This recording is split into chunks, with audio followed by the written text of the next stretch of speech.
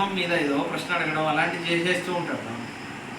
వృద్ధులు ఎవరైనా కనిపిస్తే చాలా వినయంగా వాళ్ళకి సహాయం చేయాలి అన్నట్టు కుతూహలంగా తపన పడుతూ ఉంటారు. ధర్మగామార్థ తత్వజ్ఞ స్మృతివాన్, మంచి మెమరీ రాముడికి. అందరి పేర్లు గుర్తుంటాయి, అందరి బర్త్డేలు గుర్తుంటాయి, ఎవరెవరి పిల్లలో గుర్తుంటాయి, ఎవరిని ఎప్పుడు చూశాడో అన్నీ గుర్తుంటుంది రాముడికి. స్మృతిమాన్ ప్రతిభానవాన్ లౌకికే కొన్ని రాజగుణాలన్నీ చెప్తున్నారు. ఎందుకు ఇప్పుడు దశరథుడు రాజు చేయాలనుకున్న గుణాలని చెప్తున్నారు. లౌకికే సమయాచారే కృతకల్పో విశారద. లౌకికంలో రాముడు లోకం వ్యవహారంలో ఎలా సంపాదించాలి, రాజ్యానికి ఎలా ధనం తేవాలి, అవన్నీ ఆ విషయాలను రాముడు బాగా తెలుసు. ఆ విషయాలని మంచి పట్టు ఉంది. ఆ విషయం నివృత సంవృతాకారో గుప్తమంత సహాయవాన్. రాముడు ఎవరినైనా కరెక్షన్ చేయాలంటే చాలా గుప్తంగా చేస్తాడు, సహాయం చేయాలంటే గుప్తంగా చేస్తాడు. 10 మంది ముందు నువ్వు చేసింది తప్పు అని రాముడు గుప్తంగా చెప్తాడు అని అన్నాడు. అమోఘ క్రోధ హర్షశ్చ.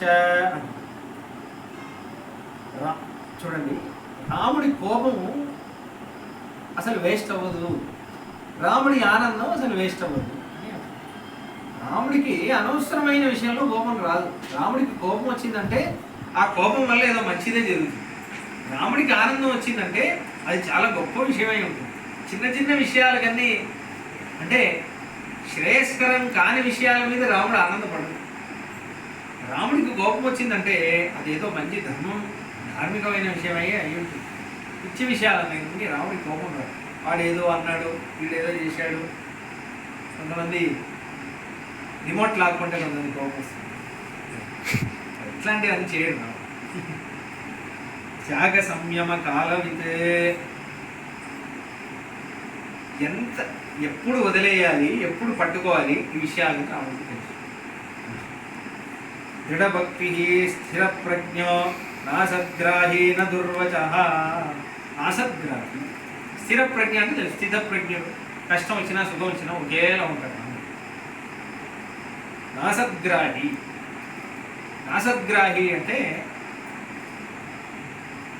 అసత్ అంటే ఆయనకి అవసరం లేని విషయాన్ని రాముడు ముట్టడు, పట్టుకోడు, దాన్ని కొనాలనుకోడు, దాన్ని పొందాలి అనుకోడు.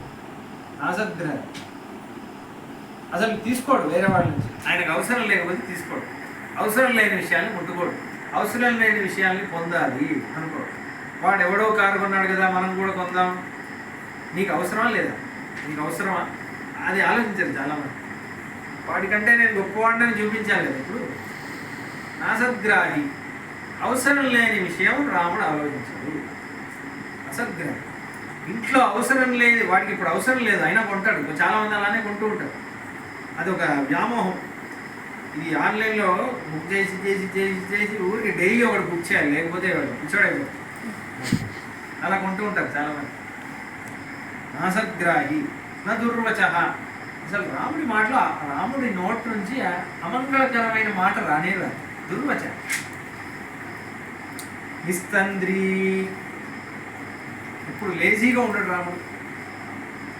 అప్రమత్తశ్చ, చాలా కాషియస్గా ఉంటాడు, చాలా అలర్ట్గా ఉంటాడు. ఎవరు వస్తున్నారు, ఎక్కడి నుంచి వస్తున్నారు అన్నీ అబ్జర్వ్ చేస్తూ ఉంటాడు రాముడు. స్వదోష పరదోష విత్. చూడండి ఎంత బాగున్నారు. స్వదోష, రాముడి దోషాలు రాముడికి తెలుసు. పరదోష విత్, వేరే వాళ్ళ దోషాలు రాముడికి తెలుసు. అని వేరే వాళ్ళ దోషాలు తెలుసు, పరదోష స్వదోష విత్ అనలేదు. స్వదోష పరదోష విత్. వేరే వాళ్ళ దోషాలను చూసే ముందు తన దోషాన్ని చూసుకుంటాడు. ఎందుకు అంటే వేరే వాళ్ళ దోషం కనిపించడమే ఒక దోషం కదా. అది వైష్ణవుడికి చాలా ముఖ్యమైన విషయం.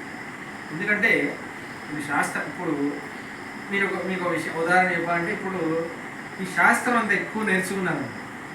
ఇప్పుడు ఆగమంలో కొన్ని విషయాలు ఏదో ఆచారం అనుకోవడం వల్ల ఏదో విద్య కొనసాగుతుంది. ఇప్పుడు నేను వేరే గుడికి వెళ్ళాను అనుకో, ఆయన కరెక్ట్గా చేస్తున్నాను, మనసు ఈ బుద్ధి అనేది ఎలా ప్రవర్తిస్తుంది అంటే, ఇప్పుడు నేను వేరే గుడికి వెళ్ళాలంటే ఆయన కరెక్ట్గా చేస్తున్నాడు, తప్పులే చూస్తూ ఉంటుంది. ఇదో రోగం మనకి అందరికీ ఉంది. మనం విషయం బాగా తెలుసుకున్నాం అంటే వేరే వాడు ఎలా సరిగ్గా చేయట్లేదు అనేది చూస్తాం. రోగం మనకి. ఇది వైష్ణవుడు ఉండకూడదు. వేరే వాళ్ళ దోషాలని అసలు చూడకూడదు. వైష్ణవుడు అనేవాడు దోషాన్ని చూడకూడదు. దాన్ని గుణంలో చూడాలి, గుణంలో మార్చుకోవాలి.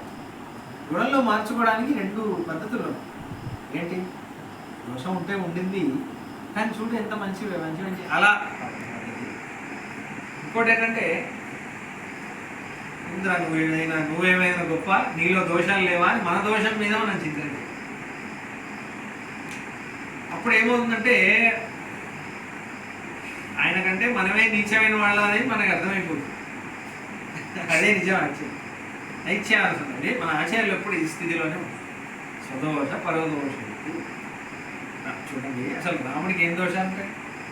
రాముడికి దోషాలు ఉంటాయి, కానీ వాల్మీకి అంటున్నారు పరదోషం చూసే ముందు రాముడికి సరే ఒక్కసారి కూడా జ్వరం రాలేదు.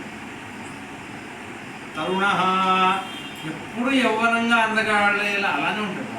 ఎప్పుడు అడవికి వెళ్తే ఎలా ఉంటుంది? గడ్డం పెరిగి అప్పుడు కూడా అందంగాడే, కొంచెం కూడా తగ్గదు అందం. అది అంటారు కదా అరణ్యకాండలో,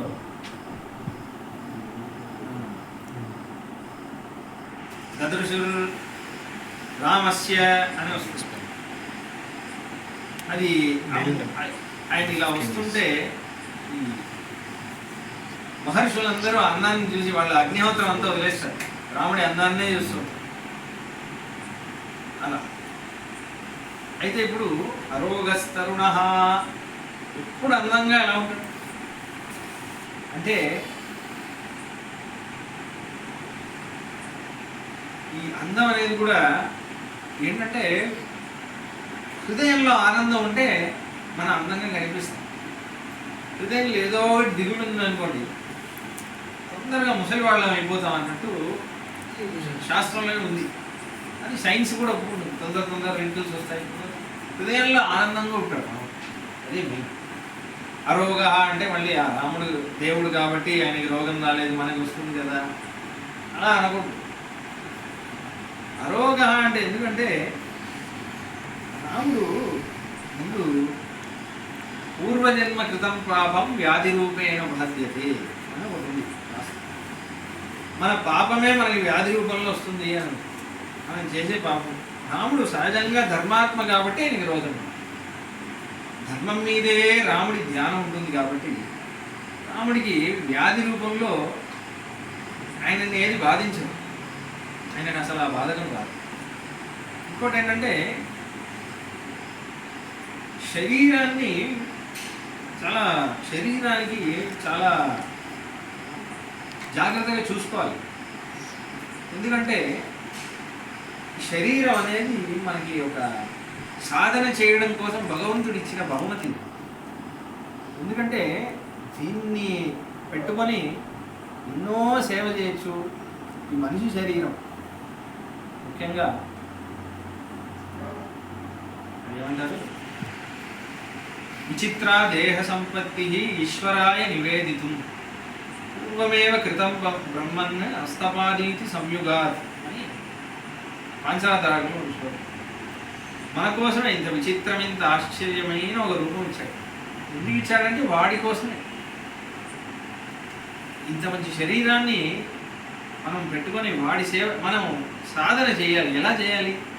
మనం పొందవలసింది వాడినే అనేది గుర్తించాలి. కాబట్టి అందుకే వచ్చింది. అందుకే మన పెద్దవాళ్ళందరూ ముందు దీవించేటప్పుడు దీర్ఘాయుష్మాన్ భవ అని అంటారు. చిరంజీవిగా ఉండు. ఎందుకంటే అది ఉంటేనే మిగతావన్నీ. శరీరం బాగుంటేనే ధ్యానం చేయగలం, శరీరం బాగుంటేనే రామనామం, శరీరం బాగుంటేనే స్మరణ, శరీరం బాగుంటేనే గుడికి రాగలం, శరీరం బాగుంటేనే అన్నీ చేయగలం. శరీరం బాగుండాలి. శరీరం మీద రాను రాను మనం అంత ముఖ్యత్వం ఇవ్వట్లేదు. 40 ఏళ్ళకే హార్ట్ అటాక్ వస్తుంది, చిన్న వయసులో చనిపోతున్నాం. ఎందుకంటే శరీరానికి ముఖ్యత్వం ఇవ్వట్లేదు. కృష్ణుడు చాలా అందంగా ఒక మాట అంటాడు, యుక్తాహార విహారస్య